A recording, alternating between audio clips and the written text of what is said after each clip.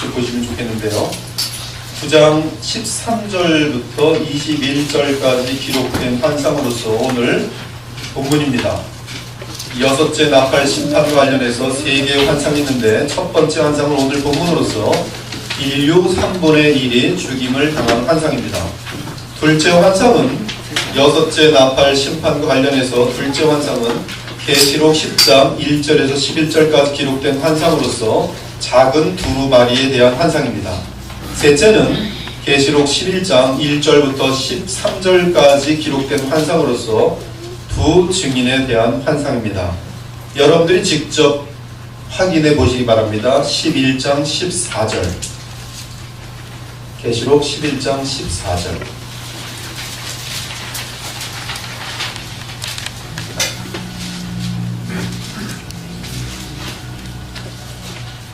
함께 읽겠습니다. 계시록 11장 14절 시작.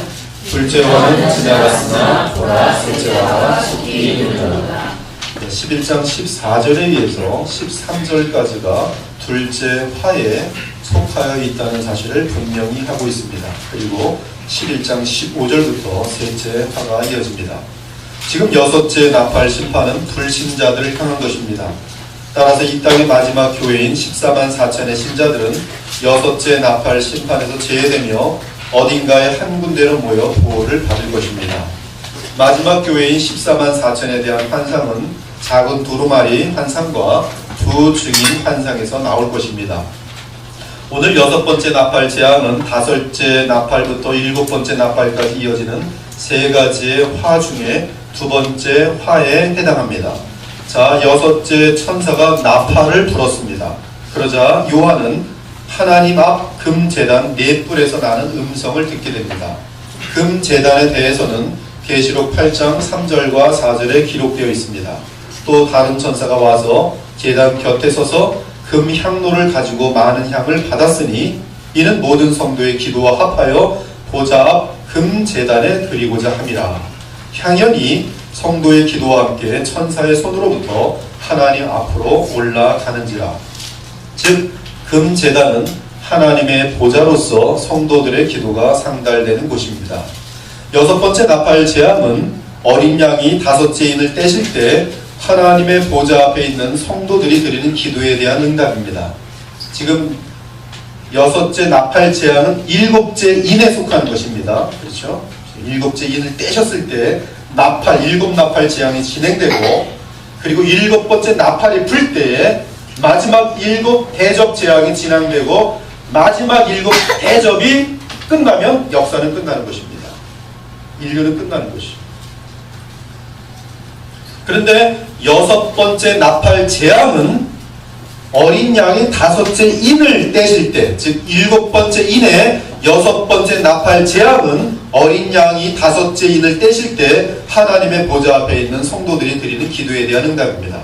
내가 보니 하나님의 말씀과 그들이 가진 증거로 말미암아 죽임을 당한 영혼들이 제단 아래에 있어 큰 소리로 불러 이르되 거룩하고 참되신 대주제여 땅에 거하는 자들을 심판하여 우리 피를 갚아주지 아니하시기를 어느 때까지 하시려 하나이까 하니 각각 그들에게 흰 두루마기를 주시며 이르시되 아직 잠시 동안 쉬되 그들이 동무종들과 형제들도 자기처럼 죽임을 당하여 그 수가 차기까지 하라 하시더라. 한편 금제단의 네 뿔은 구약의 제단을 참조해 볼 때 하나님의 자비를 의미합니다. 그래서 이 유압장군 같은 경우도 살아나 보려고 솔로몬을 대적하다가 이제 잡히게 되면서 제단불로 막 도망가서 그것을 잡으려고 하죠. 제단불은 자비를 나타냅니다. 그러나 그 하나님의 자비는 어린 양의 피로 속죄함 받은 자에게 나타납니다. 그것이 계시록의 내용입니다. 즉 하나님의 자비는 반드시 어린 양 안에서 나타나는 자비를 뜻합니다. 한편 어린 양에게 속하지 않은 자들에게는 하나님의 공의가 나타납니다. 따라서 여섯 번째 나팔 재앙과 함께 하나님의 자비는 땅의 성도들인 14만 4천에게 나타나지만 동시에 불신자들에게는 하나님의 공의로운 심판이 나타나는 것입니다. 이때 제단불에서 하나님의 음성이 나서 여섯째 나팔을 분 천사에게 말합니다. 누구에게 말해요? 여섯째 나팔을 분 천사, 선한 천사입니까? 악한 천사입니까? 여섯 번째 나팔을 분 천사는 선한 천사입니까? 악한 천사입니까? 나팔을 분 천사는 선한 천사죠. 그 여섯 번째 나팔을 분 천사에게 제단 뿔에서 음성이 나서 말합니다. 큰 강 유브라데에 결박되어 있는 네 천사를 놓아주라. 지금 이 내용은 다섯째 나팔을 불 때, 우리 지난주에 다뤘죠? 무적행의 열쇠를 받아 무적행을 연 천사가 선한 천사라는 것을 증명하는 구절이기도 합니다. 즉 결박된 네 천사는 악한 천사인 반면 그들을 풀어주는 천사는 선한 천사인 것입니다. 왜냐하면 여섯째 나팔을 분 천사가 반드시 선한 천사이기 때문입니다. 그렇다면 큰 강 유브라데에 결박되어 있는 네 천사는 누구입니까? 먼저 이 네 천사는 결박되어 있는 것을 보니 힘센 악령임이 확실합니다. 계시록 20장은 옛뱀이요 마귀요 용인 사탄이 1000년 동안 결박되어 무적행에 갇혀있다고 말합니다. 그렇다면 큰 강 유브라데에 결박된 네 천사 역시 악령입니다. 힘센 악령입니다.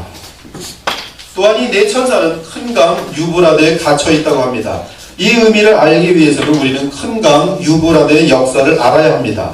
성경을 보면 큰 강 유브라데는 죄의 기원과 매우 깊은 관계가 있는 것을 발견할 수 있습니다. 에덴 동산에서 흐르는 네 강 중에 네 번째 강이 유브라데 큰 강인데 그곳 근처에서 뱀이 하와를 유혹하였습니다. 또한 카인이 아벨을 죽여 처음 살인을 저지른 것도 유브라데 큰 강 근처입니다. 처음 바벨탑이 선 지역도 큰 강 유브라데 근처이고 가나안 땅의 경계선 역시 큰 강 유브라데입니다. 즉 유브라데 강을 이쪽 편으로 하여 가나안이고 유브라데 강을 저쪽 편으로는 메소포타미아예요. 이스라엘 백성을 늘 괴롭혔던 원수들은 늘 큰 강 유브라데 주변의 민족들이었습니다. 아수르, 바벨론, 바사, 페르시아, 이 큰 강 유브라데를 끼고 있는 민족들이었습니다. 이들은 유브라데 강을 건너 이스라엘 백성을 공격하였습니다. 한편 히브리인이라는 말은 그들이 메소포타미아에 살다가 큰 강 유브라데를 건넜다는 뜻입니다. 이 히브리라는 뜻은 강을 건너온 자라는 뜻이에요. 히브리인의 조상인 아브라함은 메소포타미아에 살다가 큰 강 유브라데를 건너 가나안 땅으로 들어왔기 때문에 그의 이름이 히브리가 된 것입니다. 히브리인이에요. 그래서 반면에 유다 민족이 원수 바벨론 제국에게 포로로 잡혀갔을 때 그들은 유브라데 강변 저쪽 편에서 가나안 땅을 보면서 슬피 울면서 시편에 많은 시들을 짓습니다. 바벨론 강변에 앉아서 고향 땅을 바라보면서 하나님이시여 언제 우리가 저거 고향으로 돌아갈 수 있겠습니까? 이 검은 고를 피면서 슬피 우는 장면이 있습니다. 죄악을 범한 유다 민족은 하나님의 심판을 받게 되면서 가나안 땅에서 거꾸로 유브라데 강을 건너 바벨론의 포로로 잡혀가는 것을 발견할 수 있습니다. 이처럼 역사 속에서 우리가 알 수 있는 것은 유브라데 큰 강은 죄악 및 어둠의 영역과 관련된다는 사실입니다. 죄악과 어둠이 관련되어 있어요. 또 다른 중요한 사실은 계시록 18장에 등장하는 바벨론 큰 성이 있습니다. 이 사탄의 본부입니다. 사탄의 왕국인 바벨론 큰 성은 유브라데 큰 강 곁에 있습니다. 성경은 큰 성 바벨론은 귀신의 처소와 각종 더러운 영이 모이는 곳과 각종 더럽고 가증한 새들이 모이는 곳이라고 설명합니다. 이처럼 큰 강 유브라데는 죄의 근원과 연결되며 각종 귀신들의 처소인 큰 성 바벨론이 그 강을 끼고 거대하고 사치스럽게 서 있습니다. 그것이 계시록이 보여주고 있는 그림인 것이에요. 그리고 성경이 보여주는 역사입니다. 이로 보건대 큰 강 유브라데에 결박되어 있다가 풀려난 네 천사는 분명한 악령들입니다. 이들은 옥에서 풀려나자마자 15절처럼 인류의 3분의 1을 죽이는 일을 할 것입니다. 물론 이들로 인해 죽임을 당하는 대상에는 14만 4천은 제외됩니다. 한편 계시록 16장을 보면 함께 펴시기 바랍니다. 계시록 16장 12절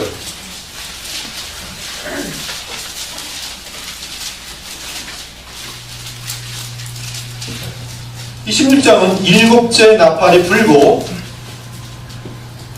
7 대접 재앙이 진행되는 과정에 6째 대접을 부을 때 나타나는 재앙입니다. 근데 거기서 큰강 유브라데가 또다시 언급됩니다. 12절 6째 천사가 또 6째 천사가 무엇을요? 그 대접이죠. 마지막 나팔이 분 이후에 진행되는 사건입니다. 그 대접을 어디에? 큰강 유브라데 소돔에 강물이 말라서 동방에서 오는 왕들의 길이 예비되었더라.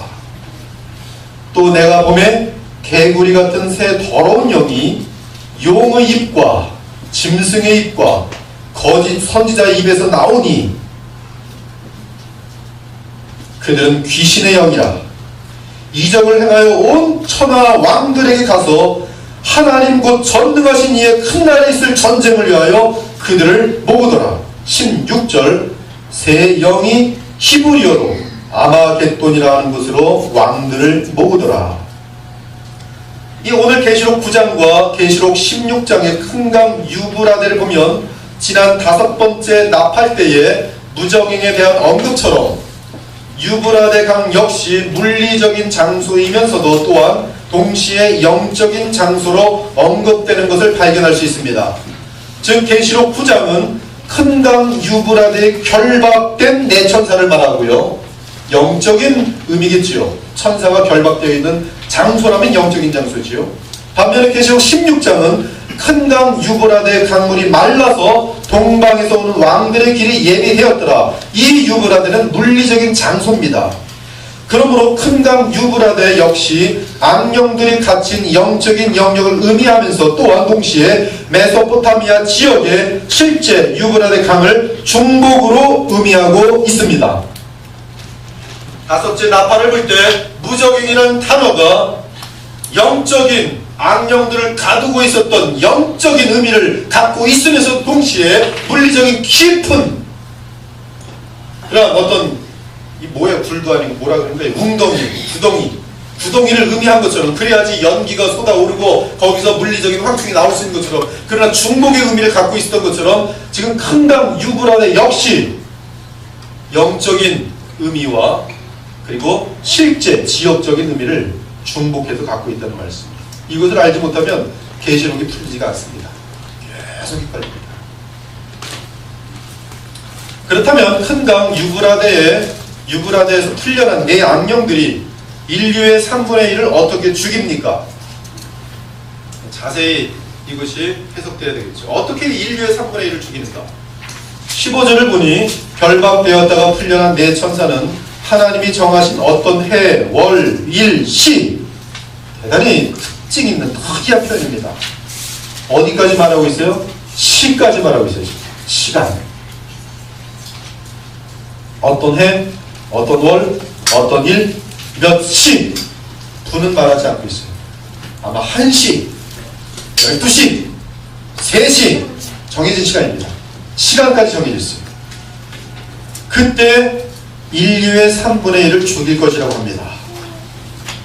즉 특별한 연에 어떤 월에 12월 중에 한 월이겠죠. 어떤 일에 30 또는 31일 중에 어떤 일이겠죠. 그리고 심지어 어떤 시간에 1시부터 24시간 내 밤일 수도 있고 대낮일 수도 있고 그 시간에 인류의 3분의 1을 죽이기 시작하는 것입니다. 여기서 중요한 것은 이 특별한 때를 하나님이 정하신다는 사실입니다. 이는 아무리 악한 존재라 할지라도 하나님의 주권에서 벗어날 수 없음을 보여줍니다. 16절을 보니 마병대가 등장합니다. 그리고 이 마병대가 어디로부터 지금 나온다는 말은 없어요. 그냥 마병대가 갑자기 등장합니다.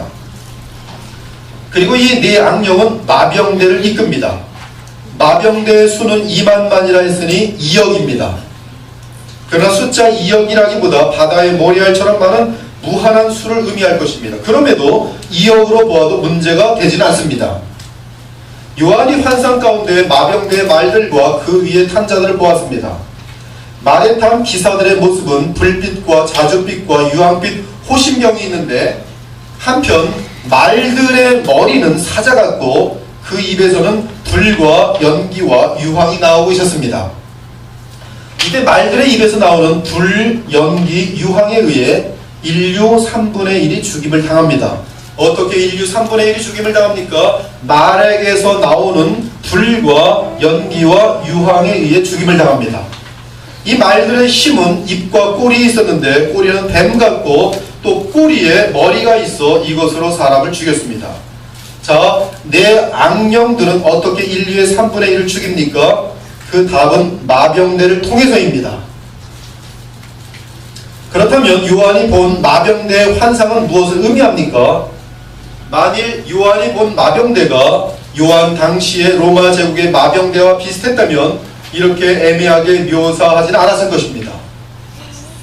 요한이 본 마병대는 유브라데에 네 악령이 이끄는 수많은 악령들이며 동시에 실제 물리적으로 존재하게 될 미래의 마병대입니다. 한번 쫓아해보죠. 요한이 본 마병대는 유브라데에 네 악령이 이끄는 수많은 악령들이며 동시에 실제 물리적으로 존재하게 될 미래의 마병대이다. 두 가지 그림이 같이 보이는 것이죠. 요한이 마병대의 기병들을 보니 갑옷을 입고 있었습니다. 그런데 그들이 입은 갑옷은 불빛과 자줏빛과 유황빛이 났습니다. 이 세 가지 빛은 지옥불의 불못에서 나오는 화염에 의한 빛을 말합니다. 이 표현은 성경에 한 번밖에 없습니다. 그러나 왜 그 아리스토텔이나 플라톤이나 이러한 학자들이 이 어떤 빛에 대한 연구를 하면서 이 세 가지 빛은 지옥의 빛이다라고 그렇게 알아냈어요. 즉 지금 미래의 마병대를 탄 기병들은 지옥에서 온 자들로 묘사되고 있습니다. 이는 미래의 마병대의 기수들의 마음에 악령들이 들어갈 것을 말합니다. 그리고 그들을 이끄는 영적인 대장들은 네 악령들입니다. 한편 요한에게는 미래의 마병대의 모습이 마치 괴물 같은 모양이었을 것입니다.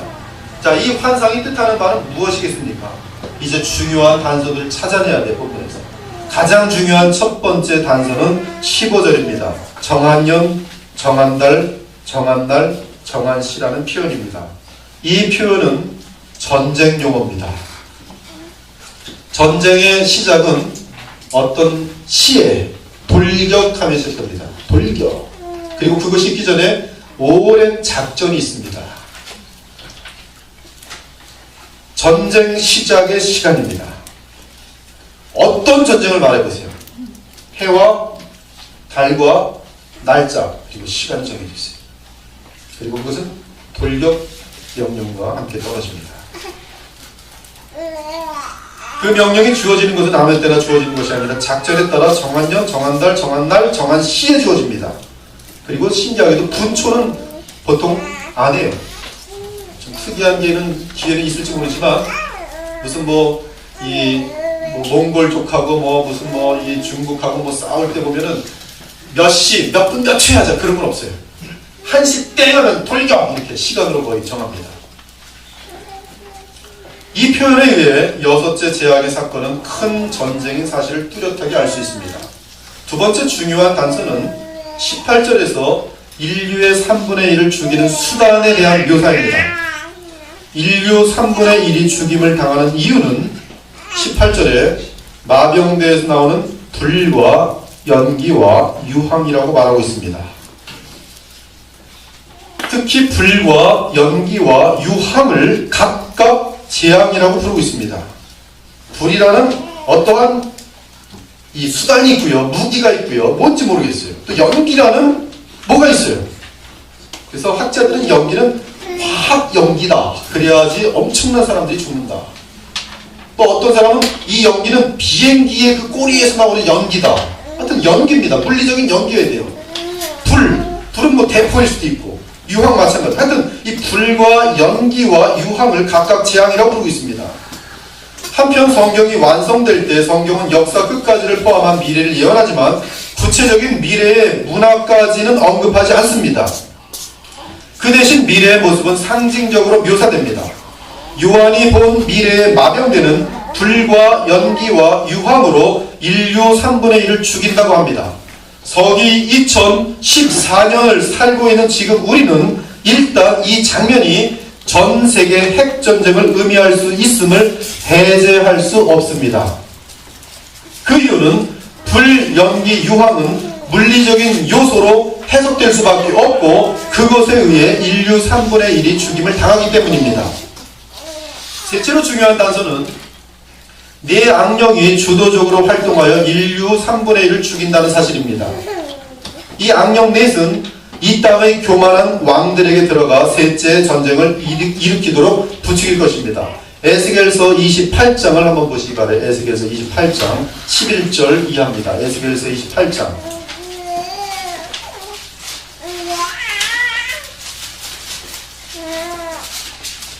우리 에스겔서 28장 서연이 아빠께서 큰 소리로 11절부터 19절까지 좀 긴데 심찬 목소리로 낭독해 주시면 감사하겠습니다. 에스겔 28장 11절부터 19절.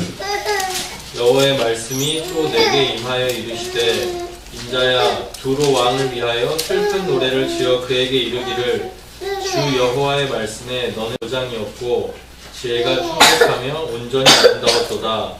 내가 옛적에 하나님의 동산 에덴에 있어서 각종 보석 곧 홍보석과 황보석과 금강석과 황옥과 홍만호와 창옥과 청보석과 남보석과 홍옥과 황금으로 단장하였으며 내가 지음을 받던 날에 너를 위하여 소고와 비파가 준비되었도다.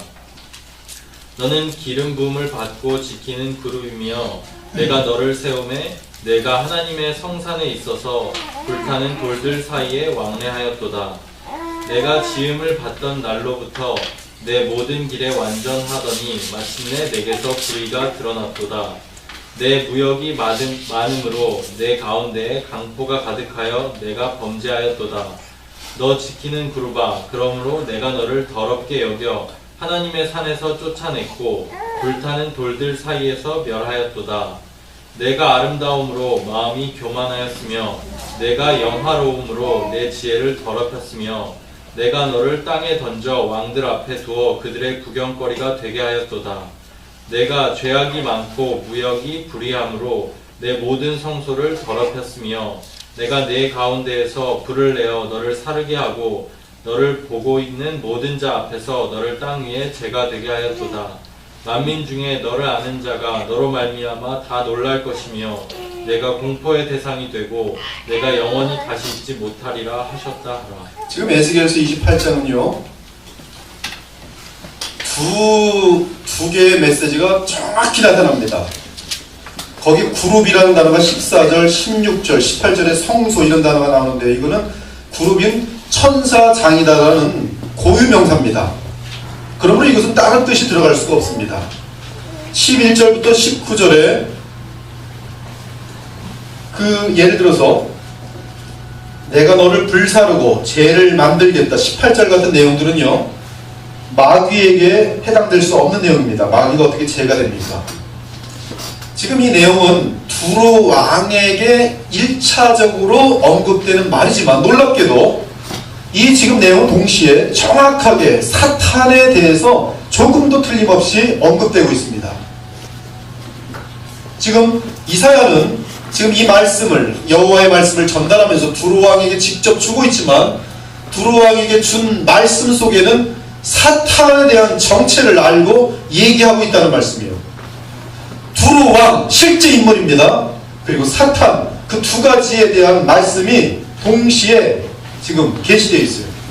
지금 에스겔을 통해 여호와 하나님께서 주시는 계시는 1차적으로는 실제 두로 왕에게 대한 것이지만 실제 역사 속의 인물인 두로 왕과 그 당시의 상황에 대해 언급하시지만 동시에 두로 왕을 조종하는 영적 존재에 대해서 지금 언급하고 있는 것이에요. 놀랍게도 두로 왕을 조종하는 영적 존재는 사탄이었습니다.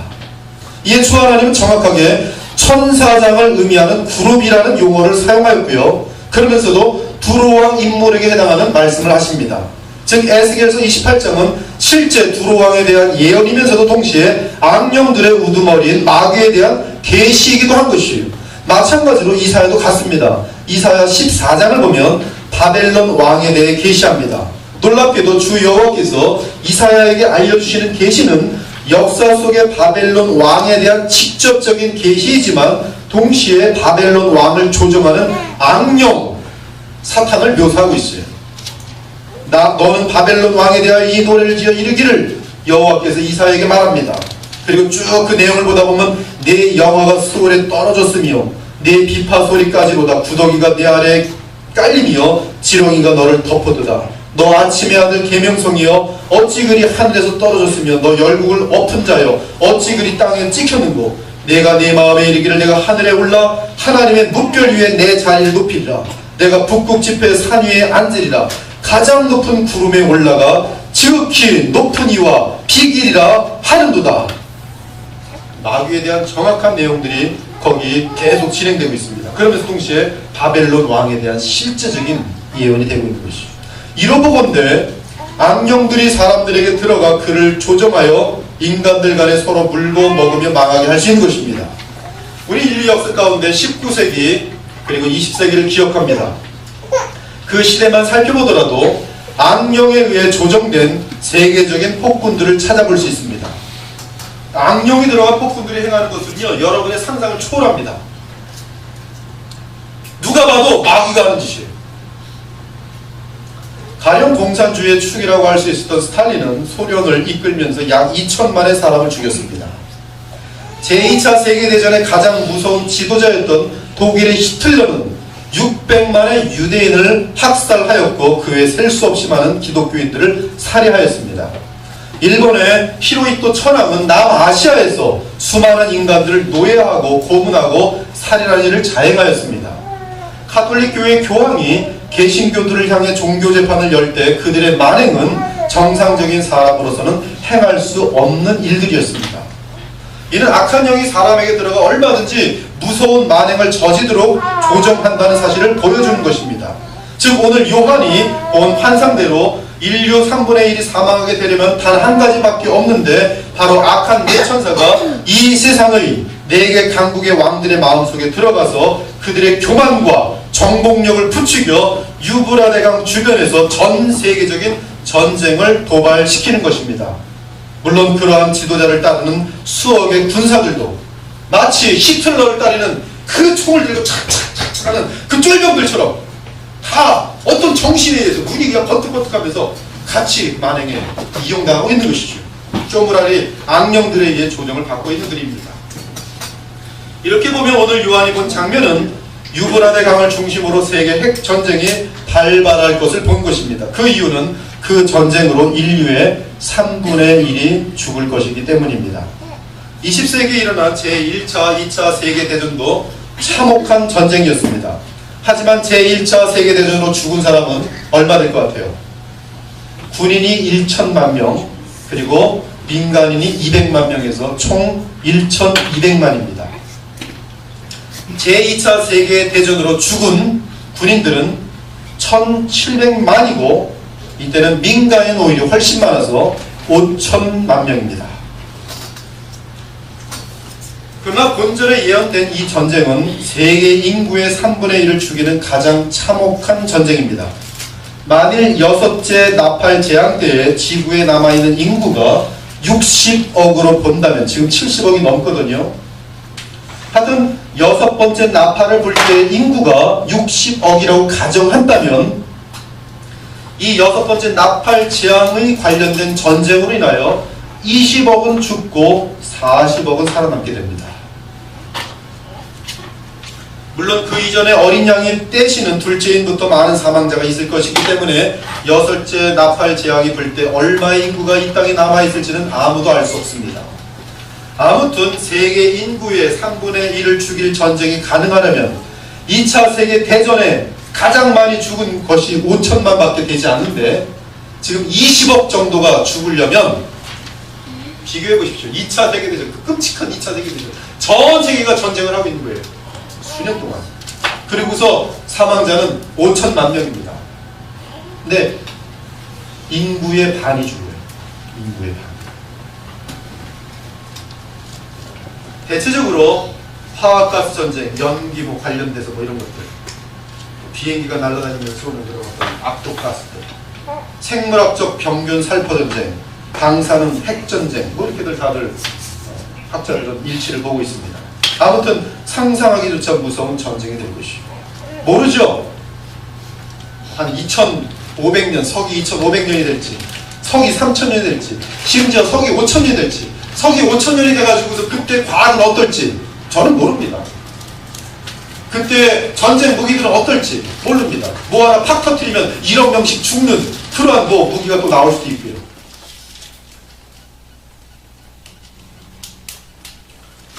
여기서 우린 잠깐 계시록 16장에 언급된 아마겟돈 전쟁과 오늘 계시록 9장에 언급된 큰강 유브라데 전쟁을 비교할 필요가 있습니다. 그 이유는 많은 사람들이 두 전쟁의 차이를 무시하기 때문에 우리는 그러한 오류에 빠져서는 안 되기 때문입니다. 큰강 유브라데 전쟁은 화화화라고 하늘을 나는 천사가 외친 세 개의 화 중에 둘째 화에 속하는 내용입니다. 그리고 큰강 유브라데 전쟁은 유브라데 주변에서 일어날 세계 전쟁을 예언해 줍니다. 그러나 계시록 16장의 아마겟돈 전쟁은 세 번째 화에 속하며 큰강 유브라데가 말라 동방에서 오는 왕들의 길이 열려 아마겟돈 지역으로 원수들이 모여 치른 전쟁입니다. 즉 계시록 9장은 유브라데 주변에서 일어나는 대전쟁이고 계시록 16장은 아마겟돈에서 벌어지는 마지막 전쟁입니다. 또한 유브라데 전쟁은 6째 나팔이 불 때 발생하는 사건이고 아마겟돈 전쟁은 7째 나팔에 속한 사건입니다. 아마겟돈 전쟁은 7째 나팔이 불 때 7대접 사건이 진행되는 와중에 하나님의 큰 날이라고 정해진 날에 6번째 대접이 유브라데 강에 부어지면서 일어나는 사건입니다. 다른 사건이에요. 또한 유브라데 전쟁은 불신자들 간에 터지는 세계 대전입니다. 한편 아마겟돈 전쟁은 하늘에서 재림하시는 예수님과 그분의 군사들, 그리고 이 땅에 있는 적그리스도와 모든 인류입니다. 그리고 아마겟돈에서 마지막 전쟁을 치르고 거짓 선지자, 거짓 용, 그렇죠? 그 다음에 짐승 다 잡히게 되는 것이죠. 전쟁 결과 틀립니다. 유브라데 전쟁은 세계 인구의 3분의 1이 죽지만 3분의 2가 살아남아서 계속 역사는 진행됩니다. 그러나 아마겟돈 전쟁은 적그리스도와 거짓 선지자가 전쟁 현장에서 체포되고 산채로 불못에 던져지고 남은 인류는 모두 죽임을 받고 하나님의 큰 잔치에 참여하는 새들의 밥이 되어버립니다. 유브라데 전쟁 이후에는 인류의 역사가 여전히 진행되면서 세상은 적그리스도의 수중으로 넘어가 하나님을 계속 대적하지만 아마겟돈 전쟁 이후에는 그 다음 7째 대적이 공기 가운데 쏟아지면서 인류의 역사가 끝마치게 됩니다. 이제 말씀을 마칠게요. 사랑하는 여러분, 6번째 나팔 재앙으로 이와 같은 무서운 세계 전쟁이 일어나도 아직 세상에 살아남은 자들은 회개하지 않으며 주님께로 돌아오지 않습니다. 20절, 21절. 이 재앙에 죽지 않고 남은 사람들은 손으로 행한 일을 회개하지 아니하고 오히려 여러 귀신과 또는 보거나 듣거나 다니거나 하지 못하는 금은 동과 목석의 우상에게 절하고 또 그 살인과 복술과 복술이란 말은 신접하는 것이 접신현상입니다. 복술 하나 한번 찾아봅시다. 제가 갑자기 찾는 건데 계시록을 한번 볼게요. 계시록 틀릴 수도 있겠습니다. 계시록 지옥에 떨어지는 자들 중에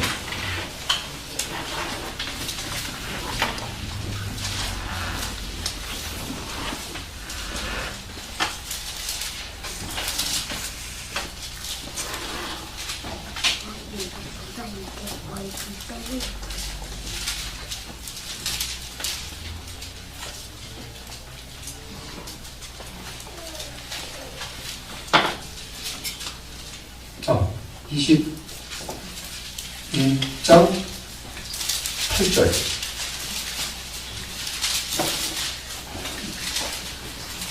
점술가라고 나와있군요. 원어에는 이제 그 신접하는 자들입니다. 21장 8절. 마지막까지, 끝까지 존재해요. 보면은 모세가 기적을 행할 때 그 기적을 흉내내는 사람들이 똑같은 종류가 인류 끝까지 존재합니다. 점술가라고 되어 있어요. 점술가. 지금 여기 지금 표현은 지금 복술. 신접하는 존재. 악령과 점쟁이들이죠. 지금 여러분 점쟁이 만나면 진짜 점쟁이들은 신접한 사람이에요. 신접한 사람들이에요. 악령들 접하는 사람들입니다. 또 살인과 복술과 음행과 도둑질을 해결하지 아니하더라. 도리어 죽지 않고 살아남은 자들은 더욱 죄악과 우상숭배에 빠질 것입니다. 전쟁의 재앙으로 인류의 3분의 1이 죽더라도 사람들은 복음 안에서 하나님께로 돌아오는 것이 아니라 안 돌아와요. 놀랍게도 더욱 귀신을 섬기며 금은 돈과 목석 우상에게 절하고 심지어 살인과 복술과 음행과 도둑질이 더 심해질 것입니다. 따라서 계시록 6장 16절 17절에서 언급한 어린 양과 하나님의 진노의 큰 날이 이제 곧 임할 것입니다. 사랑하는 여러분, 왜 하나님께서는 유브라데 큰 강의 악령들을 풀어 불신자들에게 화가 임하게 하십니까? 그것은 그들의 죄 때문입니다. 악한 자들끼리 서로 싸우고 망하게 하시는 것이 하나님의 섭리예요. 무슨 죄 때문입니까? 하나님께서 보내신 참 메시아인 주 예수 그리스도를 영접하지 않고 감사하지 않는 죄입니다. 그들의 죄사함을 받고 의를 얻을 수 있는 길은 오직 십자가의 예수님밖에 없는데 불신자들은 이러한 하나님의 호의를 거절하고 끝까지 교만 가운데 있으니 하나님은 그들을 쓸어버릴 수밖에 없는 것이죠. 지금도 보십시오. 사람들이 재앙을 당한다고 해서 주 예수 그리스도께 돌아옵니까? 돌아오는 일들도 있어요. 그러나 반드시 그렇지 않아요. 도리어 더 강팍해지고 더 악해지는 일도 허다합니다. 지금도 부분적으로 악령이 이끄는 지도자들이나 여러 인간들 때문에 사회, 가정, 교회, 대형 참사들이 터질 때가 많습니다. 그러나 그런 참사로부터 살아남은 자들은 회개는커녕 더욱 물질에 대한 욕심과 권력을 키울 때가 많은 것입니다. 이로 보건대 사람들은 재앙이 온다고 회개하는 것이 아닙니다. 오직 참된 회개는 복음을 듣고 성령께서 역사하실 때 가능합니다. 사랑하는 여러분, 지금 하나님께서는 이 시대 사람들에게 복음의 은혜를 주고 계십니다. 즉 복음이 아직도 선포되고 있다는 사실입니다. 그러므로 회개를 내일로 미루지 말고 오늘 즉시 회개하고 주 하나님께서 보내신 주 예수 그리스도를 영접해야 됩니다. 복음 없이 내일 여러분들이 재앙을 당한다 할지라도 돌아오지 않아요. 절대 안 돌아옵니다. 종종 나는 죽기 전에 회개하고 죽을 거야. 그러나 지금은 회개하지 않을 거야 라고 말하는 자들이 있는데 큰 착각입니다. 절대 회개하지 않습니다. 왜? 복음을 모르기 때문에. 지금 회개하지 않는 자는 오늘 본문의 불신자들처럼 죽음이 코앞에 다가와도 회개하지 않을 것입니다. 그러므로 성경은 크게 외칩니다. 너희는 여호와를 만날 만한 때에 찾으라. 가까이 계실 때 그를 부르라. 성경은 또한 이미 그리스도를 믿는 자들에 대해서도 말합니다. 에베소 2장을 보면 신자인 우리들도 원래 불신자들과 마찬가지로 진노의 대상들이었다고 말합니다. 원래 우리는 회개조차 할 수 없는 악독하고 고집스러운 존재였습니다. 그러나 하나님의 은혜가 우리를 살리셨습니다. 그래서 믿는 자들이 되었습니다. 그때 너희는 그 가운데 생하여 이 세상 풍조를 따르고 공중의 권세 잡은 자를 따랐으니 곧 지금의 불순종의 아들들 가운데서 역사하는 영이라. 악령들이죠. 전에는 우리도 다 그 가운데서 우리의 육체의 욕심을 따라 지내며 육체와 마음에 원하는 것을 하여 다른 이들과 같이 본질상 진노의 자녀이었더니 긍휼이 풍성하신 하나님 우리를 사랑하신 그 큰 사랑을 인하여 허물로 죽은 우리를 그리스도와 함께 살리셨고 너희는 은혜로 구원을 받은 것이라. 또 함께 일으키사 그리스도 예수 안에서 함께 하늘에 앉히셨으니 이는 그리스도 예수 안에서 우리에게 자비하심으로써 그 은혜의 지극히 풍성함을 오는 여러 세대에 나타내려 하십니다. 너희는 그 은혜에 의하여 믿음으로 말미암아 구원을 받았으니 이것은 너희에게서 난 것이 아니요 하나님의 선물이라.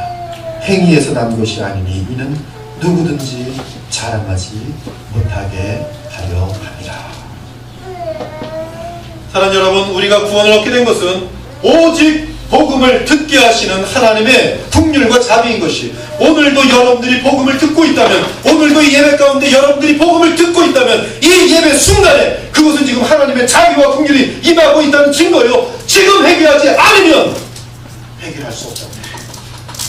예배 때 회개하지 않는 사람이 세상 나가서 회개할 리 없으며 예배 때 하나님의 복음을 들으면서도 주님을 바라보지 못하는 사람은 가능성이 없다는 말씀입니다. 찬송하리로다. 하나님 곧 우리 주 예수 그리스도의 아버지께서 그리스도 안에서 하늘에 속한 모든 신령한 복을 우리에게 주시되 곧 창세전에 그리스도 안에서 우리를 택하사 우리로 사랑 안에서 그 앞에 거룩하고 흠이 없게 하시려고 그 기쁘신 뜻대로 우리를 예정하사 예수 그리스도로 말미암아 자기 아들들이 되게 하셨으니 이는 그가 사랑하시는 자 안에서 우리에게 거저 주시는 바 그의 은혜의 영광을 찬송하게 하려는 것이다. 우리는 그리스도 예수를 믿는 믿음으로 인하여 하나님의 아들들이 되어 주의 공의로운 심판을 피한 자들입니다. 따라서 그분의 은혜를 영원히 찬송해야 됩니다. 오늘 이 아침에도 우리를 사랑하시고 긍휼을 베푸신 하나님을 찬양합시다. 그리고 매일 날마다 그분이 원하시는 대로 살아서 주의 기쁨이 되어야 할 것이고 그것이 미래에 무슨 일이 일어나도 하나님을 기쁘시게 하는 신자의 길인 것입니다. 혹시 마음속에 복음을 모르시고 예수 그리스도를 주로 영접하지 않은 분이 오늘 예배를 드리신다면 오늘도 복음이 예배 가운데 선포되었습니다. 간단해요? 다 알지는 모르지만 예수님을 알아가길 원합니다. 예수님과 언약을 맺길 원합니다. 제 마음속에 임하여 주시옵소서. 어느샌가 그 순간에 하나님은 여러분의 마음속에 임하셔서 여러분의 인생을 책임지시고 영원토록 우리의 주인이 되어주시고 싶습니다. 함께 기도하겠습니다.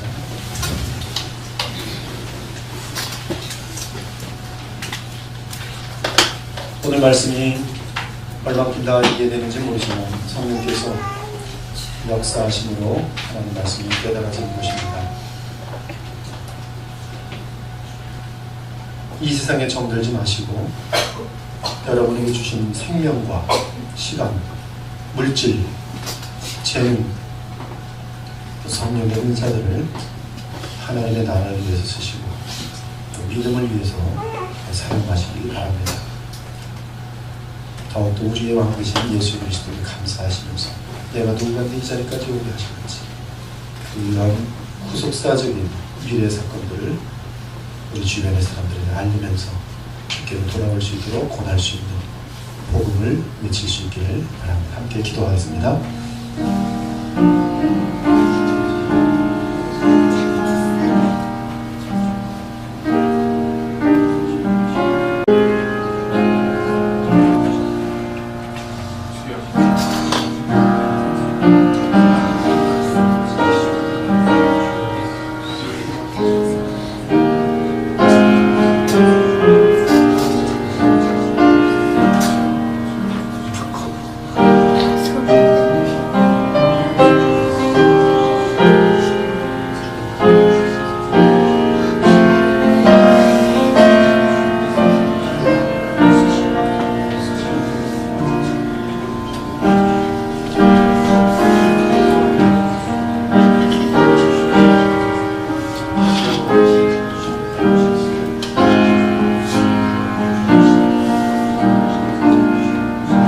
영혼을 살리셔서 영생 주시고 또 영생 얻은 영혼들을 부활의 능력으로 붙이셔서 죄성을 이길 수 있도록 만드시는 것은 오직 하나님과 및 어린 양 보좌로부터 나오시는 그 생명의 능력 외에는 없는 줄로 고백합니다.